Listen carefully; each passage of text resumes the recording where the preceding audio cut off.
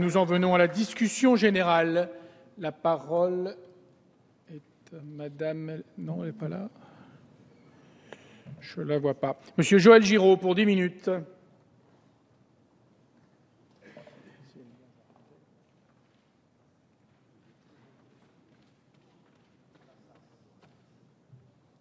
Je te confirme que mon prénom n'est pas Eva.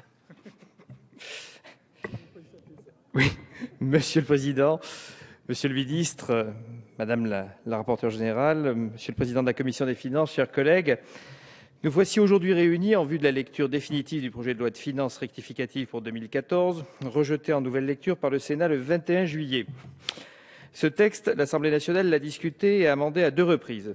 Le groupe 2RDP s'est précédemment satisfait de l'adoption de plusieurs de ses propositions, notamment en faveur des ménages modestes, par la prolongation en 2014 de l'exonération de la taxe d'habitation et du dégrèvement de contribution à l'audiovisuel public, qui vient compléter la réduction exceptionnelle d'impôt sur le revenu pour 3,7 millions de ménages modestes, initialement proposée par le gouvernement. Nous saluons également la suppression par la commission des finances, sur proposition de la rapporteure générale, de l'article 6 du projet de loi de finances rectificative pour 2014, qui instituait le gel en 2014 de l'allocation de logement social et des aides personnalisées au logement, qui bénéficient pourtant principalement à des contribuables disposant de ressources particulièrement modestes. Le groupe 2RDP s'est également satisfait de la mesure en faveur des collectivités locales de rétablissement de la perception par les communes de la taxe sur la consommation finale d'électricité, adoptée sur sa proposition et la proposition d'autres groupes de l'Assemblée. En nouvelle lecture, outre le rétablissement à l'article liminaire de la décomposition entre la part structurelle et part conjoncturelle du solde public effectif pour l'année 2014, le gouvernement a fait supprimer le déplafonnement de la taxe de séjour à 8 puis 3,5 €, ainsi que la taxe Île-de-France de 2 € visant à améliorer l'offre de transport en commun de la région, tous deux adoptés par voie d'amendement parlementaire en première lecture du texte. Concernant la taxe de séjour, comme l'a indiqué en séance ma collègue Jeanine Dubié le 15 juillet, le report d'une réforme en projet de loi de finances pour 2015 permettra de conduire d'ici là la nécessaire concertation avec les professionnels et d'en expertiser l'impact, en particulier du point de vue de l'attractivité du territoire français. Le régime de ces taxes n'ayant pas été revu depuis une dizaine d'années, une réforme majeure demeure un sujet de préoccupation légitime. Les propositions formulées par la mission d'évaluation et de contrôle de la Commission des finances doivent néanmoins faire l'objet d'une concertation plus approfondie.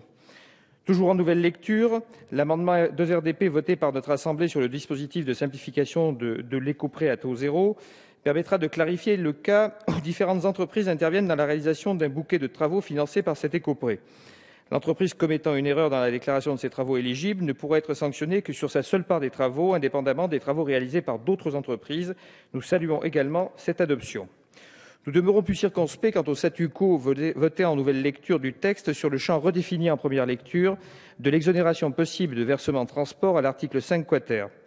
L'adoption du principe de la remise d'un rapport par le gouvernement avant le 1er octobre, évaluant son impact financier sur les fondations et associations à but non lucratif, dont l'activité est de caractère social uniquement, ne nous paraît pas suffisante. En effet, des organisations nationales du secteur privé non lucratif sanitaire, social et médico-social, telles que l'APAGE, l'AFNARS, l'UNAPI, la Croix-Rouge ou la FEAP, alertent publiquement depuis la première lecture le gouvernement sur les conséquences de l'exclusion des activités sanitaires, sociales et médico-sociales du champ de l'exonération du versement de transport, de droit ou sur délibération. Le GART a récemment chiffré à 565 millions d'euros le montant potentiel généré en recettes nouvelles par cette suppression d'exonération. Selon les organisations concernées, le nombre de suppressions d'emplois pourrait s'établir à 10 000 salariés sans mesure de transition envisageable.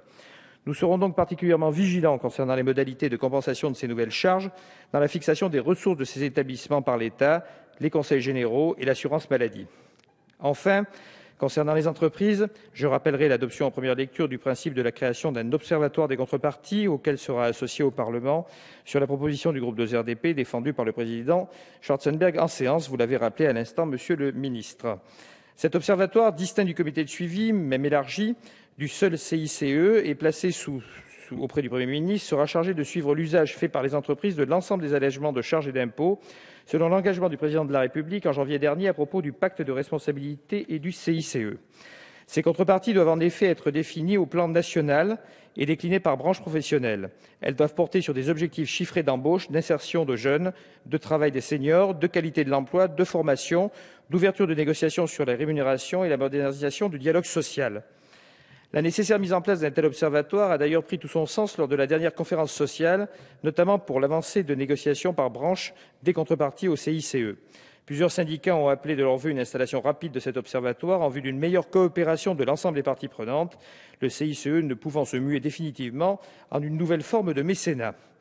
La mission d'information parlementaire sur le CICE permettra d'arrêter prochainement, et ce n'est en rien anecdotique, les sommes engagées ainsi que l'ensemble des bénéficiaires pour l'année 2013 en vue des discussions du projet de loi de finances pour 2015 et par là fera utilement progresser le débat récurrent dans notre hémicycle du ciblage et de la sélectivité souhaitable du CICE. Il ne tranchera néanmoins pas celui des contreparties. Les arbitrages budgétaires orchestrés par le gouvernement entre offre et demande demeurent en effet relativement déséquilibrés. 41 milliards de baisse de charges d'un côté, pour initialement 5 milliards de réduction d'impôts seulement, prévus pour les ménages. C'est ainsi que les récentes annonces du Premier ministre concernant une nouvelle réduction d'impôts favorable aux classes dites moyennes en loi de finances pour 2015 prennent tout leur sens. Le groupe de RDP sera également particulièrement vigilant à ce que s'inscrivent concrètement dans le prochain véhicule budgétaire la refonte et la simplification promises par le gouvernement du bas du barème. Je vous remercie. Merci. La parole est à Madame